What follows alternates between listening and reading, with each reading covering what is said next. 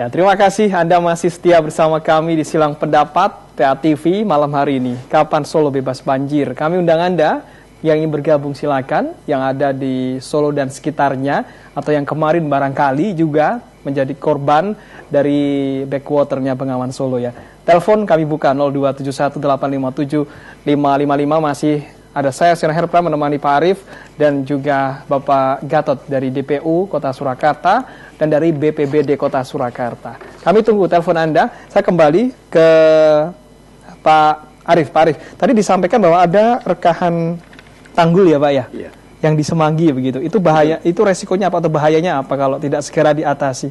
Dan apa sih, apa yang harus dilakukan dinas terkait atau yang berwenang di sini terkait dengan rekan ini? Ya, terima kasih. Jadi kita perlu sampaikan tanggul itu apa, parapet itu apa. Oke. Nah, parapet itu adalah dinding penahan air sungai yang terbuat dari beton bertulang. Kalau tanggul itu dinding penahan air yang konstruksinya dari tanah. Oke, kalau parapet berarti di sungai gitu ya? Sama-sama di tepi sungai, sama-sama di bantaran sungai. Hanya konstruksinya. Kalau parapet itu dari beton bertulang. Kalau parapet beton, kalau tanggul tanah. Kalau tanggul itu tanah. Nah, tadi yang disampaikan oleh Pak Gatot itu sebenarnya juga sudah disampaikan warga ke Dinas Pekerjaan Umum, melalui surat, melalui email, melalui ULAS itu ya. ULAS itu unit layanan aduan masyarakat Kota Surakarta. Nah, itu. Nah, kami mendapatkan surat seperti itu, langsung kita tinjau di lapangan. Posisinya di mana, kondisinya bagaimana. Yang terjadi di Semanggi, saya melihat ada rekahan di atas tanggul tersebut sepanjang kurang lebih 100 meter. 100 meter, ya. Oke. Kemudian kondisi tanggul itu terbuat dari tanah hitam. Tanah hitam itu sifatnya tidak koloid, jadi kalau kena air itu mudah tergerus atau erosi. Makanya biasanya di situ diperkuat dengan penanaman rumput, penanaman pohon yang bisa memperkuat itu. Tetap saja kalau rekahan itu mengenai tanah hitam, itu akan melebar. Kalau melebar, akhirnya akan erosi besar, dan kalau terjadi air Bengawan Solo itu levelnya tinggi, akan semakin menggerus dan akhirnya akan masuk ke dalam kota melalui tanggul. Seperti pada tahun 65 barangkali. Kita belum lahir nih. Saya cuma mendengar.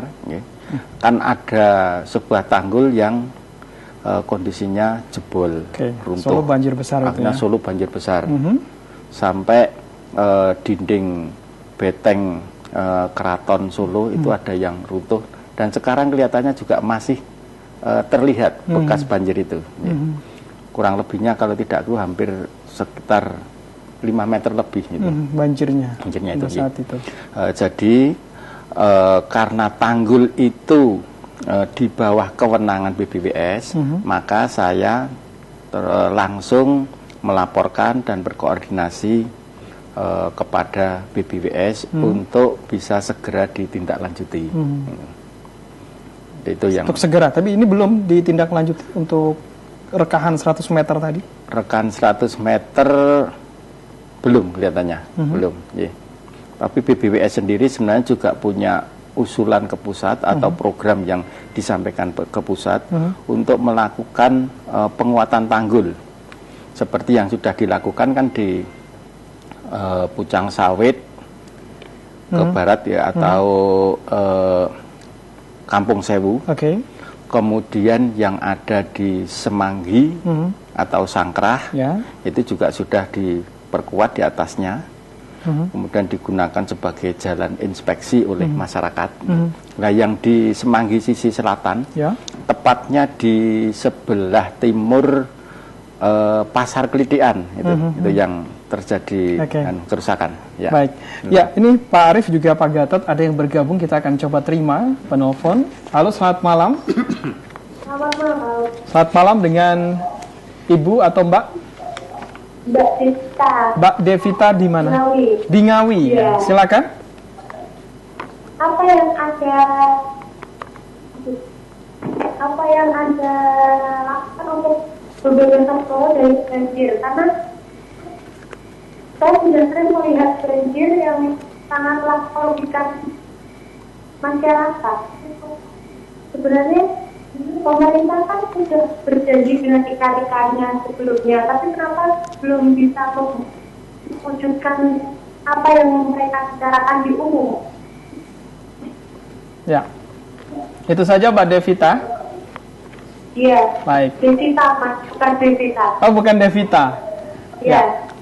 Terima kasih Mbak Devita atau Desita yang ada di Ngawi sudah bergabung bersama kami ya.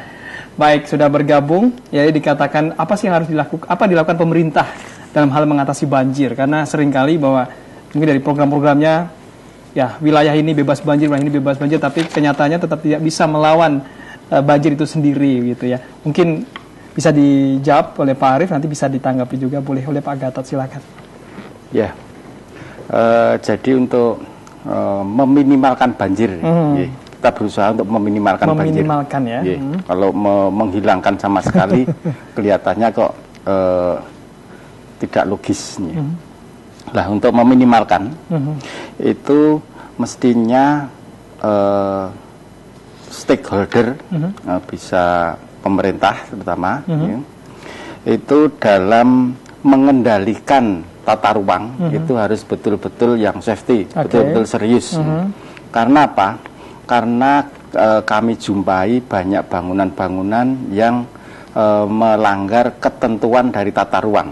Sebuah contoh, mereka melanggar KDB. KDB itu apa? KDB itu koefisien dasar bangunan. Implementasinya, sebuah contoh bahwa sebuah kapling dengan lebar 100 meter, mestinya itu tidak boleh ditutup semua. Karena di situ ada ketentuan KDB-nya maksimal 60%. Jadi dia boleh menutup kapling itu hanya maksimal 60%. Yang 40% itu harus berwujud ruang terbuka hijau. Nah, dengan adanya ruang terbuka hijau, maka air bisa meresap ke dalam tanah. Dengan meresap tersebut, maka akan mengurangi air yang mengalir ke saluran atau ke wilayah sekitarnya. Itu. Jadi tata ruang harus betul-betul. Itu masuk aturan tidak ini? Masuk mungkin perda gitu. 40% itu harus. Misalnya tadi ya 60% bangunan full. Barangkali yang 40% itu ruang terbukanya gitu. Iya. Jadi tata ruangnya ada ketentuannya. Untuk fasilitas pendidikan itu maksimal 50%. Kemudian untuk rumah tinggal itu tadi 60%. Kemudian untuk industri itu kurang lebihnya juga maksimal 50%. Ada ketentuannya itu. Kemudian selain itu juga penegakan perda. Penegakan perda. Apa artinya kita mempunyai regulasi, kemudian ada yang melanggar, ternyata tidak ada sanksi atau tidak ada action yang nyata gitu. Yang ketiga juga saya menghimbau kepada masyarakat, karena perilaku masyarakat itu kadang ya satu menggantungkan diri pada pemerintah. Jadi saluran yang rusak, saluran yang terjadi sedimen itu dilaporkan pemerintah.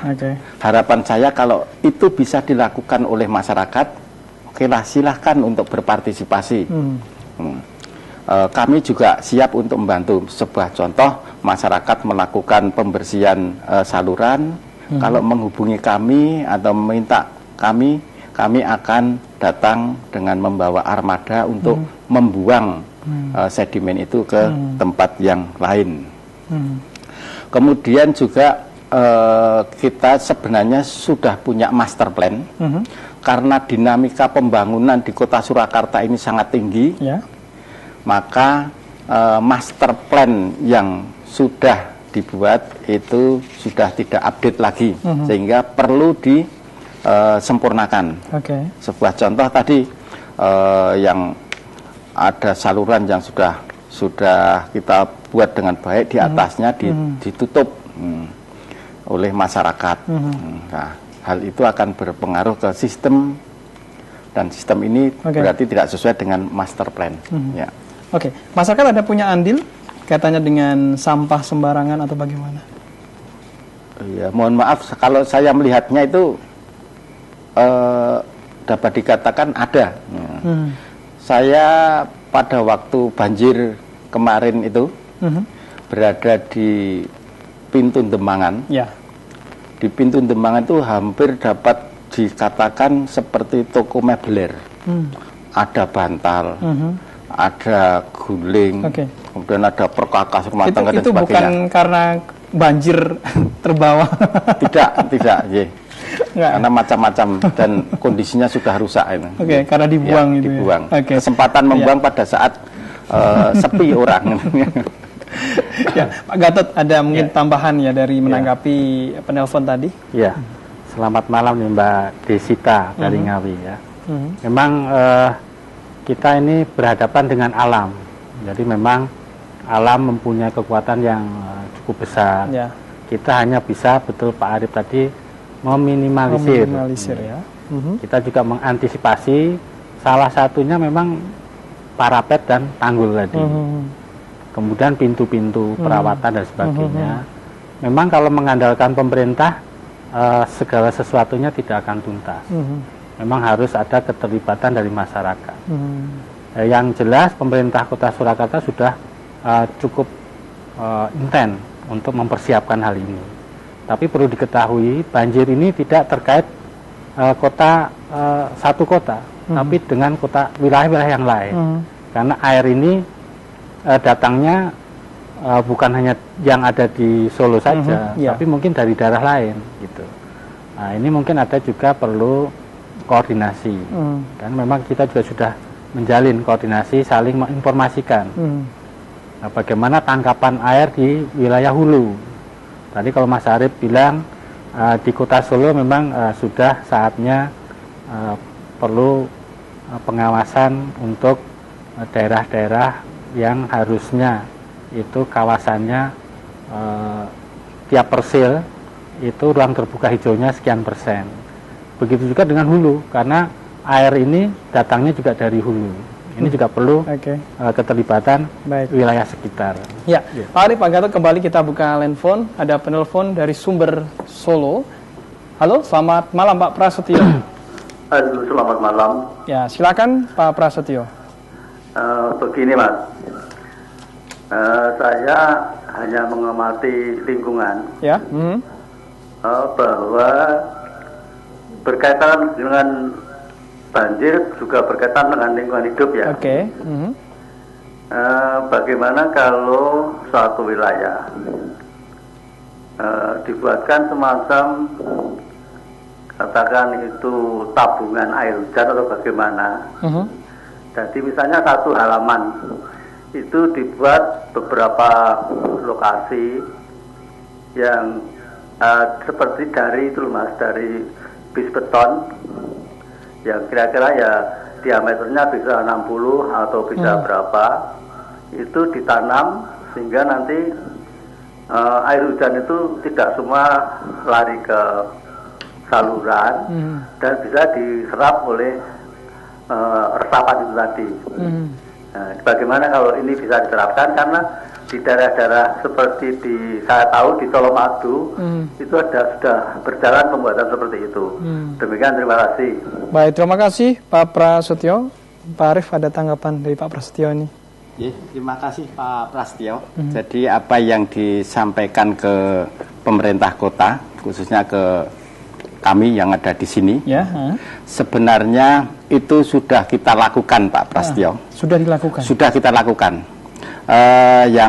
Yang kita lakukan, kita melihat tempat-tempat yang strategis. pertama itu di Komplek Balai Kota Surakarta. Kita sudah membuat namanya Sumur Sapan. Sumur Sapan. Mempunyai dimensi kurang lebihnya diameter 1 meter, kemudian kedalaman lebih dari 2 meter. Itu.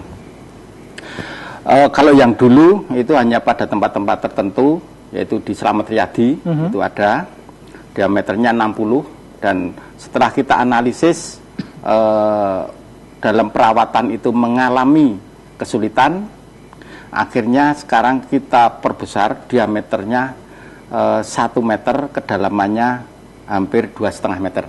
Kenapa 60 itu mengalami kesulitan?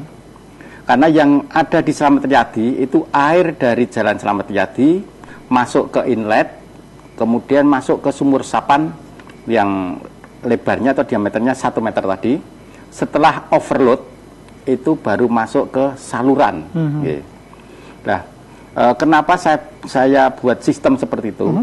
Agar saluran yang ada itu tetap terjaga kebersihannya dari sedimen. Karena sedimen sudah kita sharing, bukan kita sharing ya, kita endapkan di sumur sapan tadi. Nah, sumur sapan kita buat 1 meter agar kita dalam merawat, katakanlah akan mengambil sedimen, kalau 1 meter itu leluasa. Tapi kalau 60, kita sekali masuk malah tidak bisa ke atas. Makanya 1 meter itu cukup leluasa, dan nyatanya juga mempunyai pengaruh yang besar sekali. Kemudian kita juga bekerja sama dengan BLH. Nah, BLH itu akan membuat sumur-sumur sapan di daerah-daerah di permukiman itu. Dan itu memang wilayahnya BLH. Kalau kami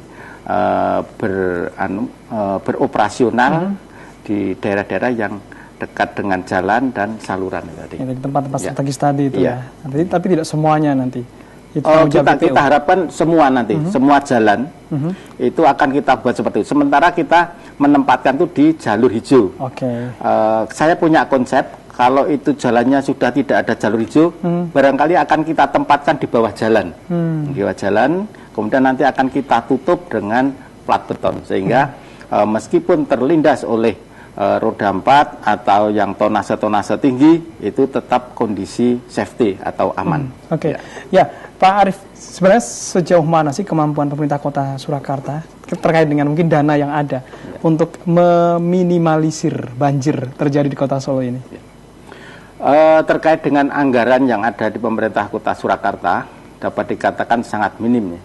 Saya tahun 2015 ini menganggarkan sebesar 30 miliar, 30 miliar untuk perbaikan di Kalijenes dan lain sebagainya. Itu belum bisa maksimalnya. Ternyata kita hanya dialokasikan kurang lebihnya 10 miliar. Nah, kemudian bagaimana yang lain? Yang lain karena kita juga di bawah satu kesatuan negara, Kesatuan Republik Indonesia, jadi kita bisa ngeling ke pusat, ke Jakarta, atau juga kita bisa ngeling ke provinsi. Jadi anggaran untuk perbaikan pembangunan khususnya drainase di Kota Surakarta itu juga disangga oleh provinsi maupun dari pusat. Itu yang artinya ini cukup ya dana ya? Kalau dari pemerintah daerah sangat kurang sekali, sangat minim kurang sekali. Ya. Iya. Tapi kan ada pemerintah pusat juga yang masuk di sini. Ya kita kan baru mengusulkan. Baru mengusulkan.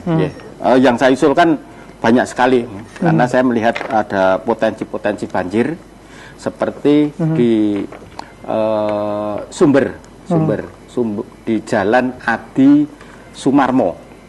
Dari provinsi itu sudah membuat, dapat dikatakan saluran primer atau Adi Sucipto ya Pak? Adi Sumarmo. Adi Sumarmo. Jadi di dekat Banyuanyar. Banyuanyar.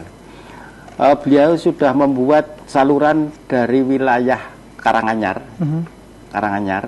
sampai di perbatasan Solo, kurang sedikit itu terhenti, sehingga yang dari barat itu airnya sudah bagus terarahkan. Setelah mau masuk Solo ini terpecah. Nah itu menjadikan banjir. Maka ini karena anggaran besar, itu kita mohonkan dananya dari pusat. Ini koordinasi dengan pusat bagaimana? Ada ganjaran nggak ini? Terkait juga dengan hal ini nanti kita bahas di segmen berikutnya ya. Oke, masih dengan Pak Gatot juga, masih dengan Pak Arief. Dan Mitra Tia TV, kita akan bahas lebih lanjut lagi untuk tema kita malam hari di Silang Pendapat Kapan Solo Bebas Banjir. Sesaat lagi, tetap bersama kami.